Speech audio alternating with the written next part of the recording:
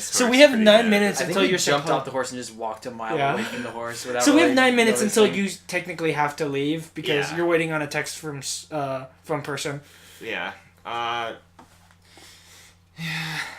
So weeklies? before we get to weeklies, because we could just discuss weeklies. Wait, hey Dawson, do you want to just discuss really quickly how great was Grimgar? Grimgar was pretty pro. Our ship's dying. Yeah. I'm afraid Yumi's gonna end up with Ranta, which would be kind of sad. Yeah. So is it more strategic to go to an area you don't know, or go to an area that will literally mind rape one of your characters? Yeah. So we're gonna start weeklies right now, and starting with Grimgar. Me and Dawson finally caught up with Grimgar. Yeah. And the last week's episode was great. That was a great 10-minute battle scene. Oh and, yeah, that was actually a really cool battle. And then scene. it was 10 minutes battle scene, and then 10 minutes of our ship just sinking slowly as it got hit by the Maryburg more and more. Yeah, Mary's. What happened was the SS Yumi crashed into it, but it was taking in water. But they're like, we could still make it, guys. We could still make it. And then some drunk guy turned the ship around, and then crashed right back into it. Yeah. And I get I think I like this show because it's literally 2 music videos a week. It's really great. Yeah, they give you a music video for a bit, and then Dawson wasn't sure if you were being ironic or not. No, we had this that conversation. face was, No, we had this conversation where literally this show is now just music videos. yeah, Of this is a really good song. it's music videos. At least every episode has at least one moment where they go into a montage with a music video with music over it. It's music videos, angst, and Yumi's ass, and I really like all of these. And then you hit the Maryburg. Yeah, I mean, I don't dislike Mary. I just really like Yumi. The thing is, it's the same argument that I want to put up with everybody else. Is don't give me. It's the same thing as Toradora. Don't give me 7 episodes where these 2 characters had great chemistry together, and then just drop it for no reason, except for a new character came in. Yeah, that's true. I think we are skipping over the better parts of Grimgar, though, which is... No, I know, because the good parts of Grimgar is that fight was amazing. And that fight was amazing. We don't have to say anything more about that fight of, that is how I wanted to see... It wasn't... They didn't go in and perfectly bomb, perfectly destroy everything. Yeah. No, you saw them, struggling. And, literally, it was life or death. Of, They could have died. He definitely could have died. And I wouldn't have been surprised if a character died. But then I had moments where, don't give me that many episodes of chemistry between 2 characters, and then just drop it. Just don't do that. Don't. Yeah. We'll see. I'm not watching Grimgar for the romance, though, so it's cool. Okay, so... I'll survive either way. I'm enjoying it. Grimgar I'm enjoying it. I just don't. But because the thing is, if they match Ranta and Yumi together, that's the same thing as people who ship Chie and Yosuke together. That would not work. That does not work. And I know I like that's the thing about hate turns to love, kind of tropey thing. But no. Toradora too. No. Hey, hate turning to love is the hottest shit. No. I hate sex. I know, right? That's where it's at. No!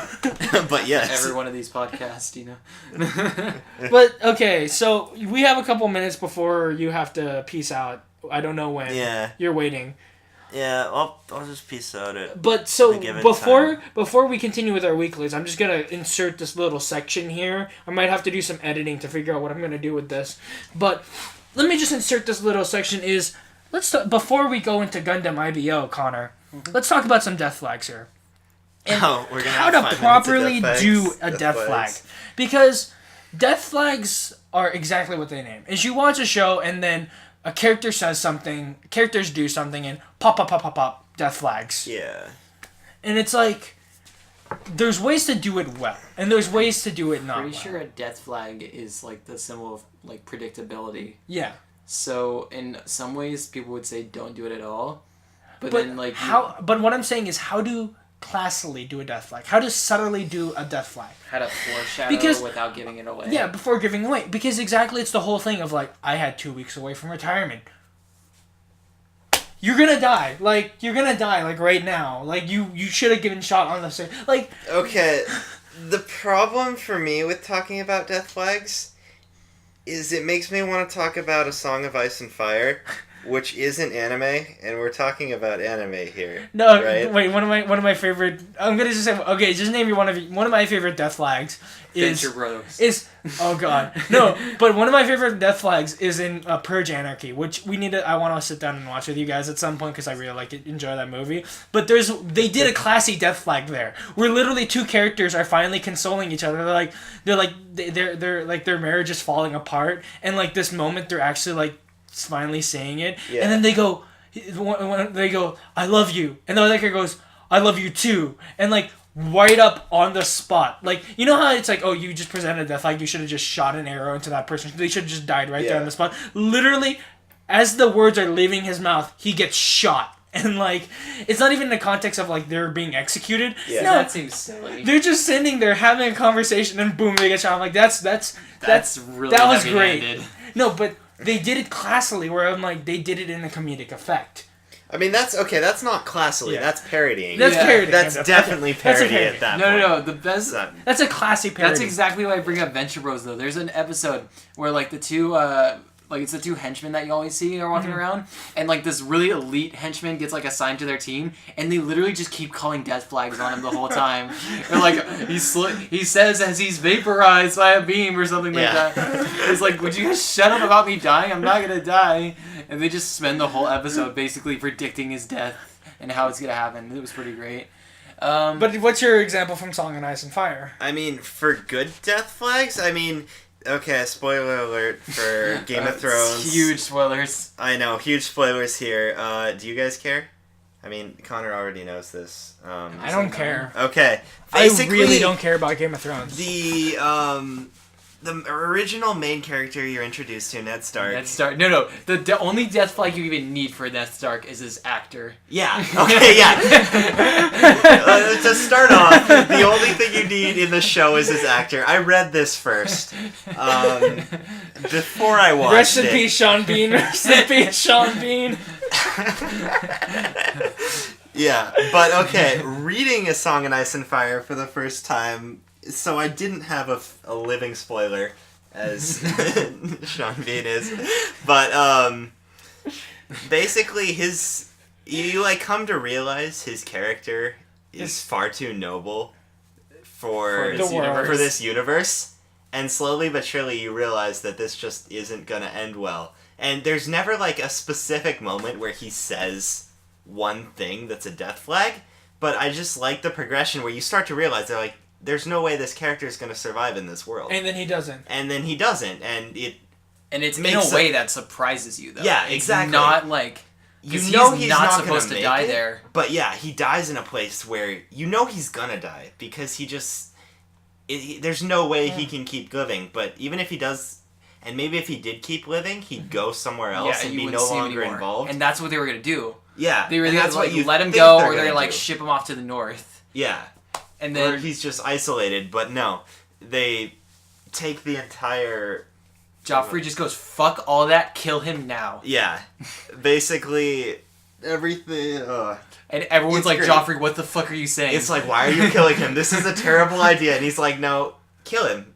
I want him dead. Kill him. Cut off his head. And that is Joffrey's death flag. Yeah, that is Joffrey's death. There's... a ridiculous... Because that's his fault for well, what happens next. That's my favorite part about A Song of Ice and Fire is they don't really, like, throw up a one-line death flag or anything like that. Yeah. Like, they set it up as this character can't survive because of the way that they're living their lives. And you come to realize which characters will and which characters won't. The thing is, that's a thing where I guess I appreciated from, like, reading The Walking Dead. It's been a while since I read The Walking Dead, so I don't remember all the details, so I was young when I read it, so I don't remember if there was any death flags. Yeah. But the characters that die in that show are like that. Like, it's like, there's not even a death flag for them. They just die. Yeah. It's like, it also makes sense, where it's like, they shouldn't have made that. Like, if they made it out, then we're like, they shouldn't have made that out. That's too good. That's too good. The Walking Dead has too many characters, so it's like, you know they're gonna die no matter what, because, like, they can't afford there's actors. Like 3 original, there's like, no, I'm talking about the comic book. Oh, okay. I was about to say. Like, the comic book I read, like, there's, like, only 3 of the remaining cast left. Yeah. Original cast. Because everyone's been killed. Like, in very brutal ways, by my chance. Where, like, there's a character just who gets his cut, like, this reminded me, he gets his head just straight up cut off. And just, like, oh, man. And there's characters who just die on a whim, where they just, like, oh, they're dead. It's like, oh, shit, they're dead. Yeah. In Game of Thrones, everything seems like really, like, there's a reason every person dies in that. But yeah, so, people, like, there's always a reason for people to die. And it's a built-up if it's a main reason, character like, and it's built up, which is nice, but it's also never...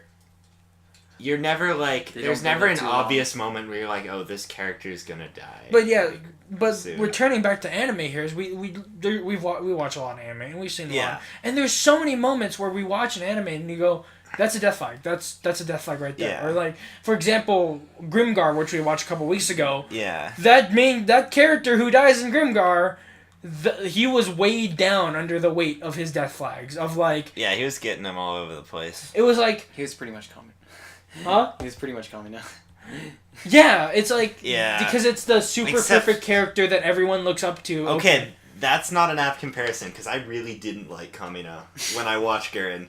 Oh, I like Kamina. And I actually somewhat enjoyed, what's his face? He was too perfect. Monoto? I mean, he was too perfect, yeah. I thought he was, like, even But- more perfect than But the Colin. reason why this sparked it is because me and Connor recently watched IBL, where they had one of the biggest death flags Oh, my God. Yeah. of literally epic Like, proportions. they start the episode with, like, this character's, like, sisters that have No. no relevance to the plot, going, I wonder when he's coming home. It's like, are you fucking serious? Yeah, and there's like Yeah. other characters who had sisters, and there's moments where a character goes, "Oh, I'm doing this for my sisters," and it's like, "Oh, that's a death flag," and they don't die. This is the one moment where the character's sisters. That's just to reveal that they were gonna get saved by, like, another character who Yeah. comes in and saves them. But this is the one moment where it was like, where the character was like, it was that they said, "We're gonna talk after this is Yeah, done." he had just done an argument, and he's like, Yeah. I'm gonna quit, or something like that. Yeah, and they're like, "Oh, we're gonna have a talk after this is done." 2, there's a second death flag. Yeah. And then the third one is like, we really need this person. He's very vital to the crew. Yeah. 3.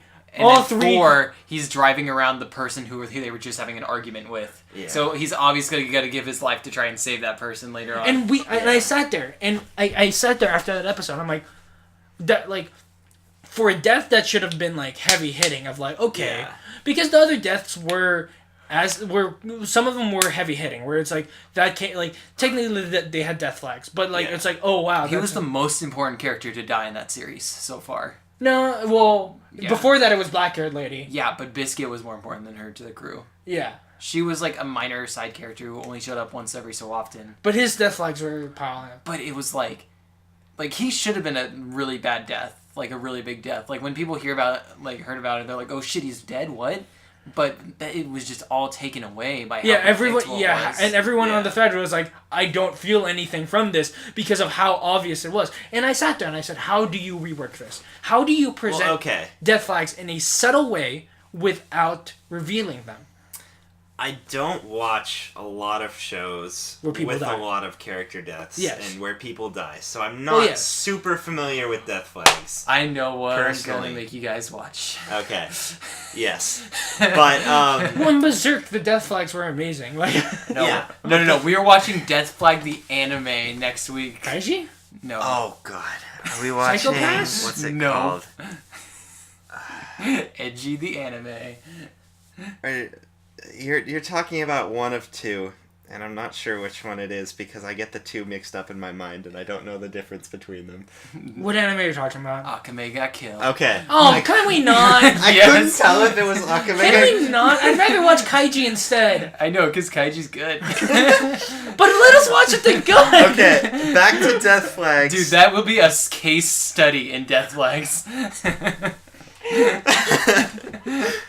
But it sounds like any sort of bad death flag is pretty much the writer's realization that they didn't build a character up enough to be, basically death flags are cheap ways to add Emotion. weight to a character's Yeah. death. Again, Like, it's I'm the 2 same weeks away with from retirement. Oh, I sympathize with that. He's gonna die. And I think I have two sisters waiting back home. And originally, They're when before home. the trope even existed, yeah, that's probably exactly like what. Like, yeah, it's like, pretty much a bad death flag is a cheap way. Yeah. To... Like 20th Century Boys has one of my favorite death flags because it's literally, again, he literally says the words, "I'm 2 weeks away from retirement." Yeah. And like, I'm gonna go celebrate my grandson's birthday now. Like, Again, this sounds like a parody, or like it was just old enough so. No, it was pretty. It was pretty old. Like 20th Century Boys is pretty old. Yeah. But again, I thought about it like just reworking IBO. I'm using that as a case study right now as the death flag, and the death flags there was again, his sister's going, "I wonder when he'll be back." Yeah. They have an argument going. I'm being vague, even though Connor spoiled it. But I'm being vague enough. I'm being vague enough so that you can help me out with this. So the first one was, his sister's going, "I wonder when he'll be home." Yeah. The second one was, where we need to talk after this. And the third one is, "You are a vital member to the crew." Those are the three death flags that, in my mind, stick out. Yeah. And I've already reworked one of them. And you change the moment where the sisters go, "I wonder when he'll come home." And you just put that post death. Yeah. Because then it hits harder that way. Well, a lot of those I feel like you want post death. Like the sisters you want afterwards to be like, "Hey, when's he coming home?" And you're just like, "Ugh, yeah, he just died." Because there's a lot of anime who do that. Another thing, there was no what's it called? There's no cause and effect buildup that's like complicated enough and leading to his death to have any sort of means of like pressure. It was literally just two characters are fighting, and one character turns around and sees the other character and goes, "I'm gonna go attack them," and that's what causes them to die.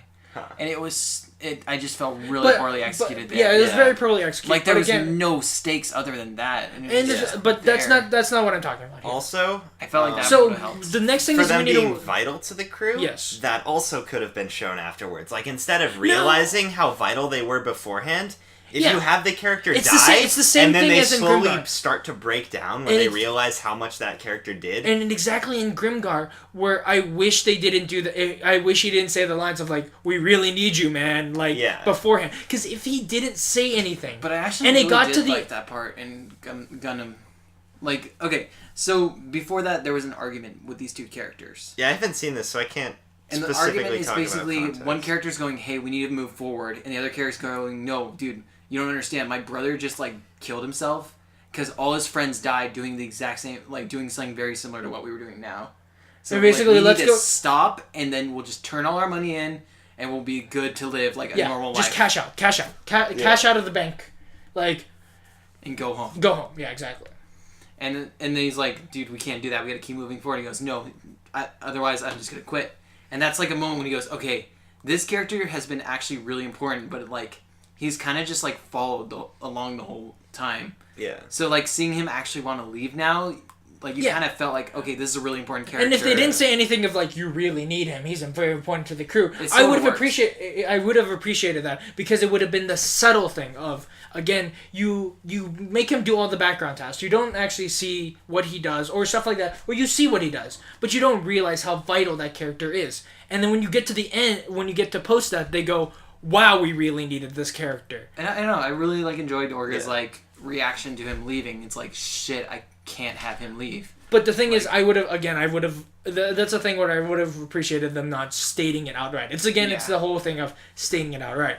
And then the main death flag that the main death flag that I couldn't figure out how to rework was the whole, "We'll talk after this," because that's such a a way to go, "Hey, I have all the plot right here," and then die. Yeah. I have to leave, so my parting words on death flags are... We'll talk after this. Yeah. I'll talk to you guys later. You'll hear my words on death flags later.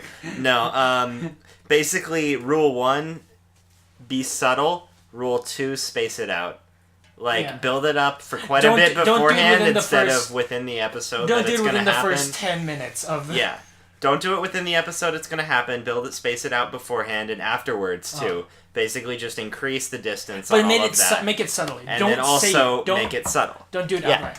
So those are the two things you need to do. Dawson's going to leave, and I'm going to be here left with Connor, so we'll continue this and we'll finish off the podcast, the two of us. As me and Dawson started this, me and Connor want us to finish this. He's finishing the fight. Finish. Everybody say goodbye to Dawson. Bye, guys. Bye, Dawson. See you fuckers later. So moving on. But anyway, IBO was great. Besides the whole death flag thing, I like the fight. Yeah, it was a cool fight. I didn't really care about the villains in this one. They were so boring and plain. Oh man, I just liked the whole fact where it was them all lining up and then Akihiko just. Wait, was I not I'm allowed to shoot, right? Wait, I'm allowed to shoot, right? And there's actually an episode of IBO that we're sitting on, which we'll watch after this. Cool. Huh? Cool. Oh yeah, that will wipe the slate clean after what we had to watch. What else did we even watch? We watched Konosuba. Konosuba. That was interesting. It was an actual event. Oh no, that was weird. God, that was a weird episode of Konosuba. It was the main character gets killed again, and he goes to the afterlife again. It was odd. Was that the last episode of Konosuba we watched? Yeah. Oh yeah, he dies again. The okay. Snow sprites. And then he's like, "Oh, cool! This chick's actually really cute." No. And Aqua's like, "Yo, send him back before I beat your ass." And No, there's two episodes we watched. The first one we watch is she breaks down the wall with her water. yeah, It's like, God damn it. I thought we already talked about that. Like No, we the, didn't. The We didn't. skeleton horse guy. No, comes in, he's like, well, he's been in multiple episodes. Headless Horseman guy. He's like, "Yo, why the fuck aren't you at the castle? Like, you left your companion to die." They're like, nah, she's not dead. She's right here. No, and then all of a sudden he kills all of her friends, and then she's like, nah, they're good. Now they're alive. My resurrection magic's too OP. Fucking Aqua just undoes everything. Yeah. Remember how useless she was at the beginning? Yeah, she's still useless. No, she's... like, Jesus. How did they not get rich after the Snow Sprite quest, though? I don't know. Because it went all to their debt, that's why. They still have a lot more to their debt. That's a huge-ass debt, they cry. They blew up a wall! Yeah. The like, wall. Jesus, though, you think explosion magic's OP? Like, fucking Aqua, though. But yeah, Konosuba was great. I'm really enjoying. We're also sitting on an episode of Konosuba too. Cool. I kind of want them to throw in a new character. And we're also sitting on. Well, you're sitting on an episode of Erased. They've gotten Wait, far. why? Just because I hate that you guys watched it without me, and now I have to watch it on my own. Or No, I'll watch it with you. Okay. I already said I'll watch it with you. I liked the episode. It was a really good episode. It was a really good episode that ended on not a cliffhanger. It was great. But yeah, Erased is really good. There's like 3 episodes left. I don't know what they're gonna do.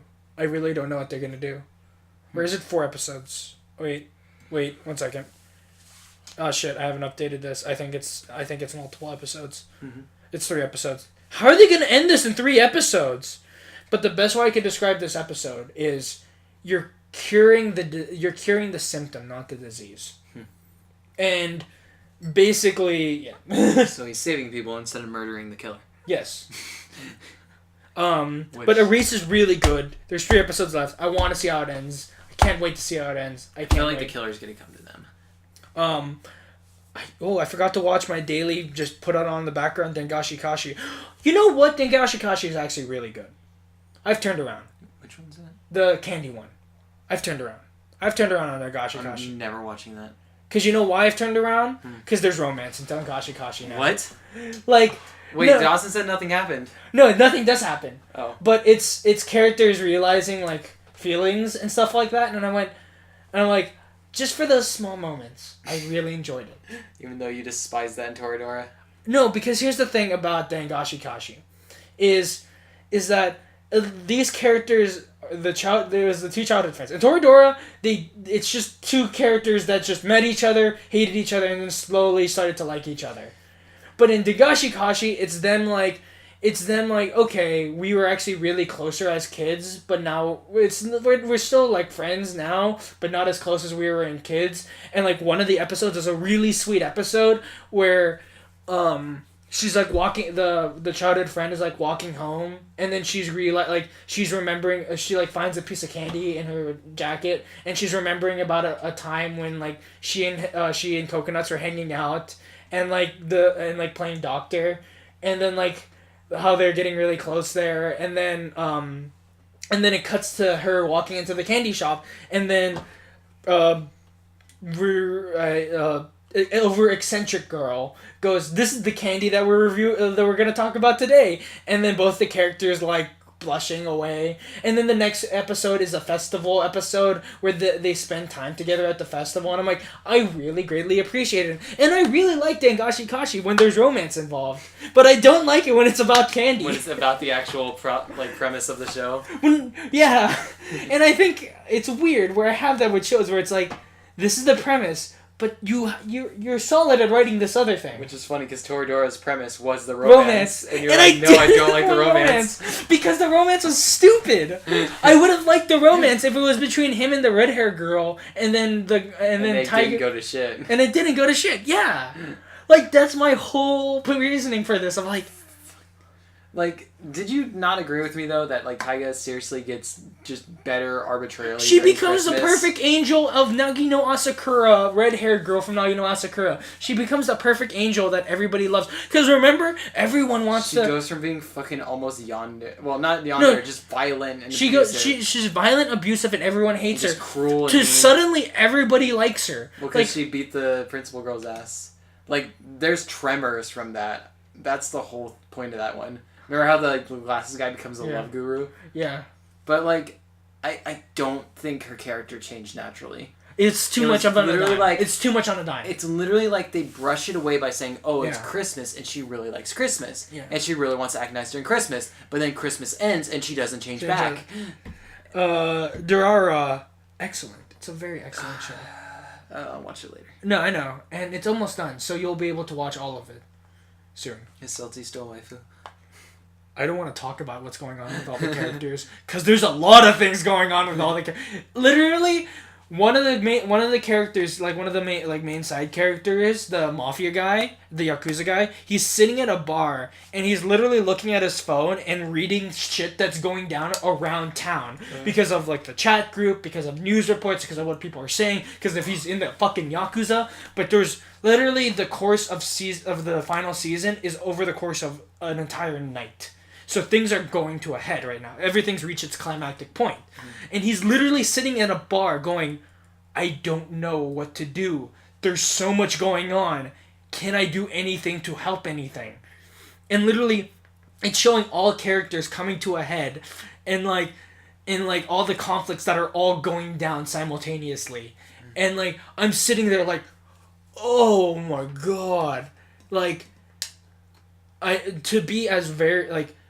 there's three main conflicts that's hit its climactic point, and that's from what I remember you watching, it's the issue with the dollars is the main the dollars issue is coming to a head, and that's basically come down to a conflict between Masaomi and Mikado. You have the second conflict of Izaya versus Shizuo, and then you have the third conflict of Celti. And all three of them are all happening simultaneously at the same time. And there is a life and death battle happening in one of those three conflict climaxes. There's a life and death battle. And it's amazing. It's not Shizuo and Izaya. I'm not saying who the life and death battle is. I know, but I'm just saying Shizuo and Izaya always try to kill each other. No. Shizuo and Izaya fighting before what's going on right now is them playfully fighting. What's going down right now is like in the three conflicts actually I'm wrong. 2 out of the 3 conflicts right now is a life and death battle. At least 2 out of 3. But the fight going on between Izaya and Shizuo trumps all other fights of this is now pure anime. Like there's a part where Izaya drops a bulldozer on Shizuo. Literally. And Shizuo just takes it. He just takes the hit and proceeds to go up to fight Izaya. Like, that's how the fight starts. Okay, seriously, like, Shizuo is just Shizuo is, like, as powerful as they want him to be. No, here's the... Remember when Shizuo's running behind a truck at the truck speed, kicking a car like a fucking soccer ball? So, here's the thing, where There's two characters. If you remember, there's the Playboy biker gang leader, and how he gets beaten up by Shizuo. We didn't understand actually how powerful he was until he gets thrown off a 4-story building and survives. And then you go, oh, so that's how powerful Shizuo is. Dude, Shizuo jumped off a 20-story building. He was just like, see ya, fuckers. But I had a conversation with Mario where he was like, hey, but you know, he held his up against Kodota. That means they're both pretty strong. I'm like, no, he held his own against Kodota when he was injured by Shizuo. Yeah. But Durarara is great, and it's like, it's also like coming to a head where like I'm really excited to see where it's going. I just honestly love the whole thing in Durarara where it's just like, don't fuck with Shizuo. Like, every character will say that. Don't fuck with Shizuo. And you know what happens in this season? In the last season, people fuck with Shizuo. And, like, they're like... Like, even Izaya gets in trouble for fucking with Shizuo because, isn't that the reason he gets knifed? It's because he starts fucking with Shizuo, and the Mafia guy's like, yo, like, don't do that shit. No, the reason why he got knifed is because he was fucking with Shizuo for fun, and it just so happened to conflict with the other guy's plans. And just because of the conflicting, that's why he got stabbed. But the main one that I'm thinking of is, like, in like, the thing of don't fuck with Shizuo is literally... I don't understand who thought this was a good idea, but I thought it was a huge plot point when I read it on the wiki, but it's actually a very minute plot point in the grand scheme of things. Shizuo gets arrested, and he goes to jail, and like, and then literally there's a part where they're interrogating him, and then one of the police officers, like the guy, the traffic cop who keeps chasing after Salty, he walks into the interrogation room, looks at the two cops interrogating Shizuo, and he goes, what the hell are you guys doing? You don't fuck with Shizuo! He actually says that or whatever? Huh? He actually says something. No, he doesn't. He doesn't. He says something along the lines of like, do you know who you're messing with? This is Shizuo Heiwajima right here. There's only one person to mess around with Shizuo and survive, and that's Izaya. Oh, so I'm really excited for when you and Dawson like catch up to Durarara. Whose motorcycle is this guy's? Oh, this is yours? I'll just put it down. But I'm really excited for you guys to catch up because that's gonna be a cast of just talking about what's great about Durarara and like what you guys liked, what you guys didn't like, and I really enjoy that show. That's why it's in my top 10 of like it's so well done of like. You get to see where all characters are coming from, what all the conflicts are. And you know what? I know how everyone joked about how Mikado and, like, Masaomi and, like, Henri are very, like, very boring characters. But I really like their story as it comes to a head of, like, their friendship. Because when they stop hanging out a lot together, and all three of them all start doing their own separate things, it's really... It really drives home because each three characters... They're like really plotting and stuff. Well, all three characters are basically trying to do something so that... trying to do stuff for the other characters. Basically, it's like Mikado... Like, remember what happened where Mikado is now... Like, you left off on this cliffhanger. Where Mikado is now the head of the Blue Square so he could fix the dollars from the inside. And by doing that, he's making Ikebukuro safer for Henri and Masaomi. Yeah. But then for Masaomi, he's like, the Blue Squares are back up. I gotta go take that down so I can make it safe for Mikado and Henri. And then Henri's just like, I better make Ikebukuro safe for Mikado. Yeah. So all three of them all are trying to make it, like, safe for the other characters. But it's conflicting with each other. And then you have moments where, like, where literally Masaomi's like, Mikado, what you're doing is conflicting with the goals of us two. He's like, no, it's okay, man. It's okay. I'm gonna keep doing what I'm doing.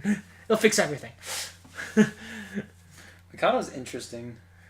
He's not a boring character. I feel like he has almost a flaw of working with what he has. No, like he won't reject help wnever it's like offered to him. Dude, there's a moment where one of the Yakuza talks to Mikado, and then literally they talk it over like, how's that kid? He's like, that guy, he knows what he has.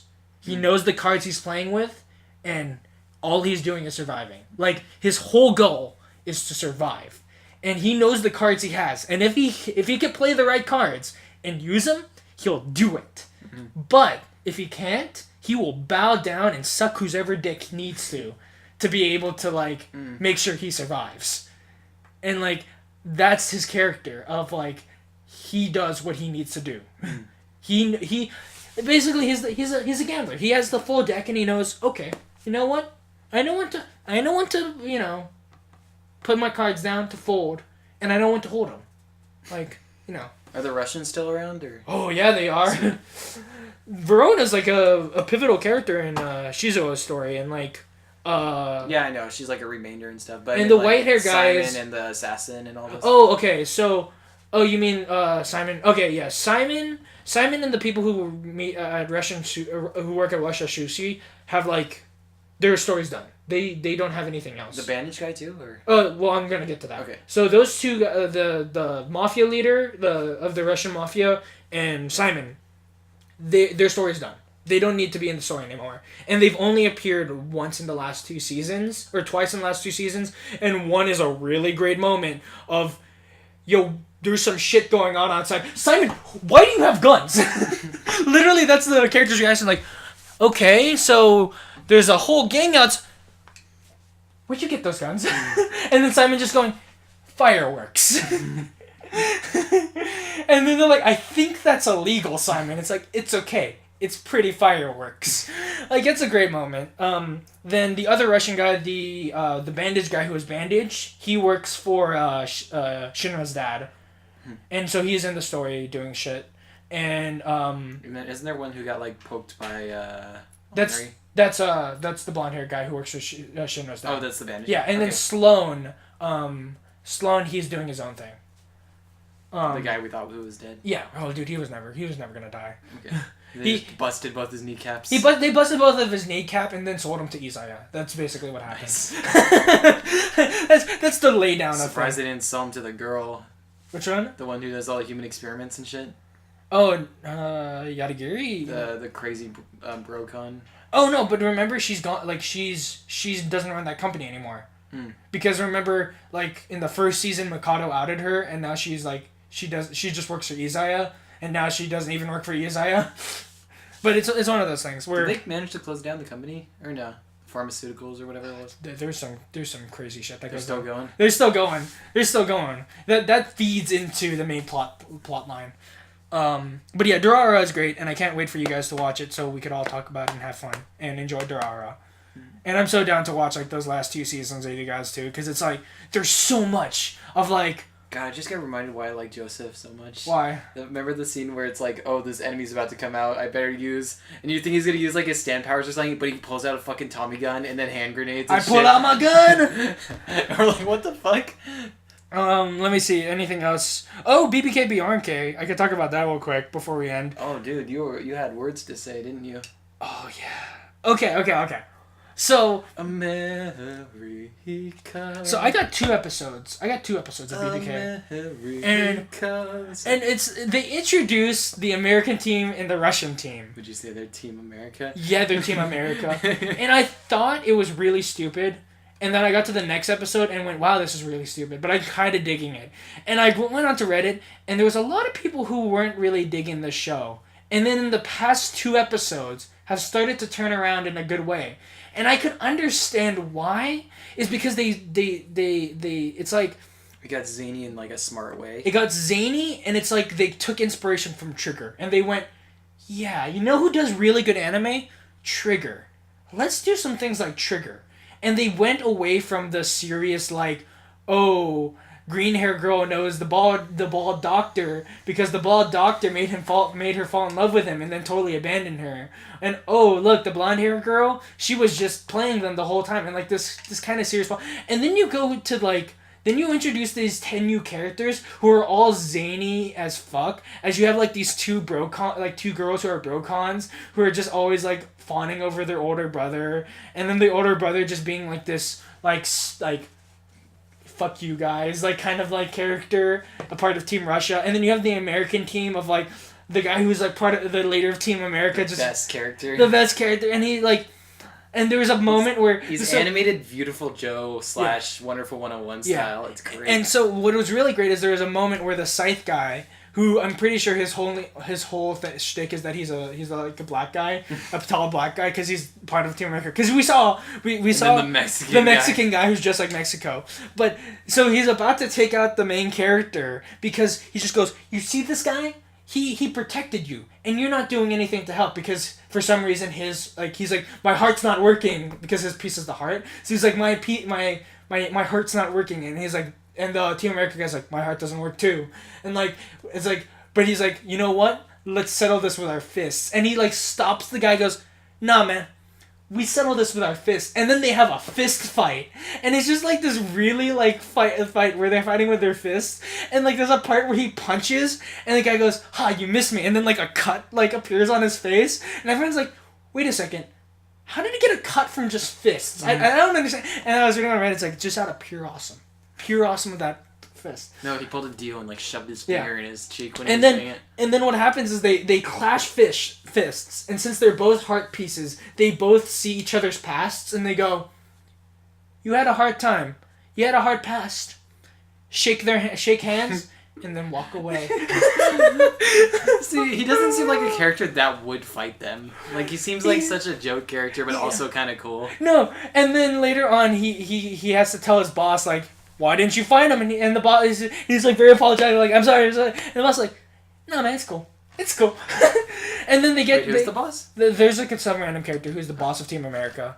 And then they're like, oh, we're going to go to Treasure Island. And they get all the way to the station, and they get attacked by Team Russia. Mm. And then like, okay, first of all, so pink hair girl who has a shtick that she talked like a cat for like the first half, like she just goes nah and stuff like that, and just very like very mono. Huh? No, the main cast. Oh. The sniper girl who's very monotone and talks like a cat. Anyway, so in her main episode they go she's a genius. She's a battle genius. And then they have a really cool fight scene where the guy with a pen and the guy and her with her sniper have this huge fight scene against each other.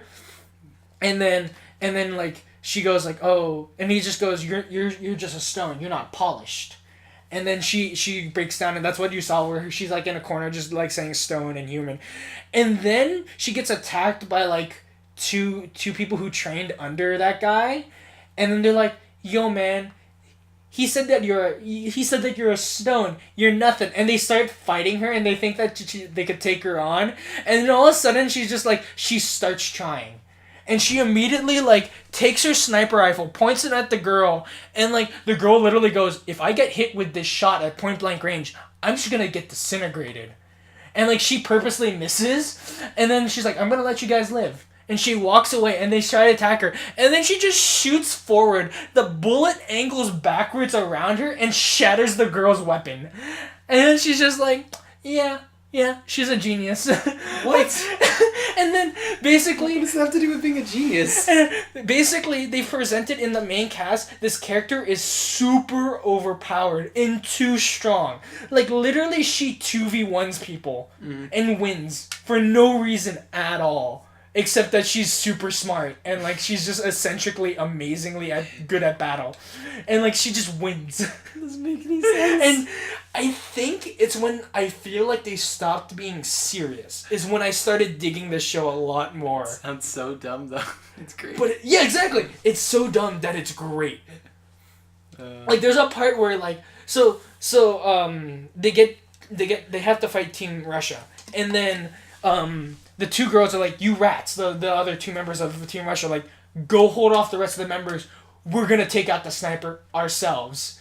And then they go to try to fight the sniper girl, and literally it just dry cuts to them just losing. So she took out 4 people? No, she took out 2 people. And then the other 2 girls are like, oh shit, they lost. I don't think we should take them on. No.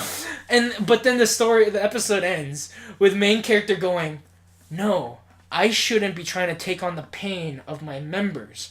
But I should share the pain and rely on my members. Heart starts beating. Oh shit! Power of friendship. Wait. So I don't need to take their pain, but they need to take mine. No. Saying? It's I don't need to do everything myself. I have people to rely on. Okay. I thought he was saying I don't need to take it in So their... he thought he had to shoulder all of their burdens, but no, he's walking alongside them. That's such a Power Not- Rangers thing. No, and then what happens is his heart starts beating, and he like pounds on his chest. His heart starts beating, and then all of a sudden, boom! The mecha super like the robot comes in, and they're all sitting in like seats like in Power Rangers, and he's standing in the middle and like all pimp like, and you're like, yeah, power of friendship. This is stupid as fuck, but damn, is this good? And it's hitting that certain niche, I have to say, of that it's so stupid that it just turns around and just goes, yeah, yeah, I dig that. But that's BBK and BRNK. So now it's purposely funny. No, that's Divine Gate. No. Oh, hey, the dub's out, so I guess we have an episode of Divine Gate to watch. Why is the dub actually good? Like, what? We'll watch Divine Gate sometime this week. Dude, you gotta watch at least like a minute of Toradora dub. It's not bad. Like, seriously, I thoroughly enjoy Tigamore because her voice didn't See, I piss me like off. how Mario tries to defend dubs, and then we just present him with a bad dub, and it's like, there. That's my reasoning for why I don't like dubs now. And that's the thing where I have to say now about dubs and subs is like... It's not that we don't like them, it's just we don't trust them. Yeah. Yeah. And also, Dawson just rolls on his grave. Dawson just hates dubs. Yeah. I don't detest dubs, I just prefer subs now. I wanted to show him Space Dandy. He's like, Connor, would you kill me if I opened the sub version instead of the dub? I'm like, no, don't do it. Dude, the only thing you watch dub is Baccano. There's really... Granted, it's really funny where my top 5 anime, 3 out of 5 I watch dubbed. And then the other 2 I watch subbed because there's no English translations of them. There's no... Oh god, if they dubbed working, oh my god, I would kill somebody. I would I would take offense. Isn't there a Baka to test dub? Yeah. Oh god. It's not that bad. Oh really? Yeah, it's not that bad. What would make a terrible, terrible dub? That should be our end Okay. conversation. What would make the worst dub that hasn't already had a terrible Yeah, dub? because I would have said Gekon Shoujo. Higurashi. No, that was just because it actually had a bad dub. They could have made that better. I would say Working would have a terrible dub. Working? Okay. Because I like Working a lot, and I could just see it be a terrible dub. Like, they give that girl... You know that girl who has a really high-pitched voice? Like, the very, like, scratchy, high-pitched voice? I'm about to give the most stupid, like, answer you would expect from me. Just One Punch Man. No. Imagine the fallout. I would imagine the fallout, because even if it was the most amazing dub in the world, the fact that it was dubbed... It would bring in more people than it already has. Oh, yeah, you're right. It would make more internet cancer. You're right. Oh, God. I have a terrible taste in my mouth now.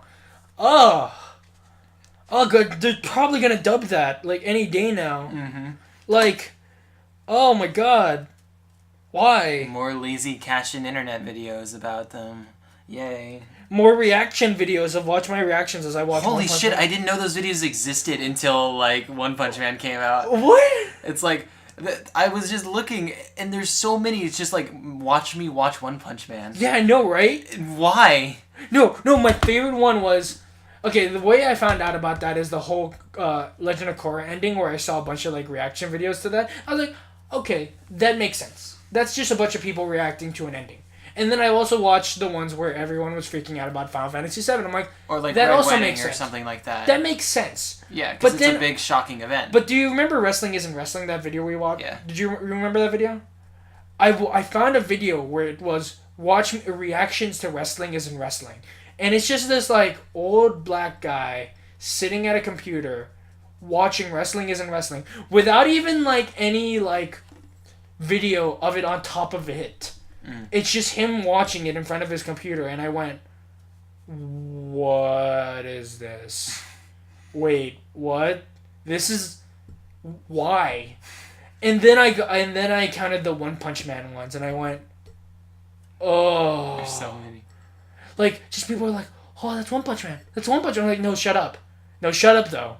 No, like, legitimately shut up. I'm cringing in my seat. It's like watching the cringe video with the kid who was like watching the new Fallout 4 trailer.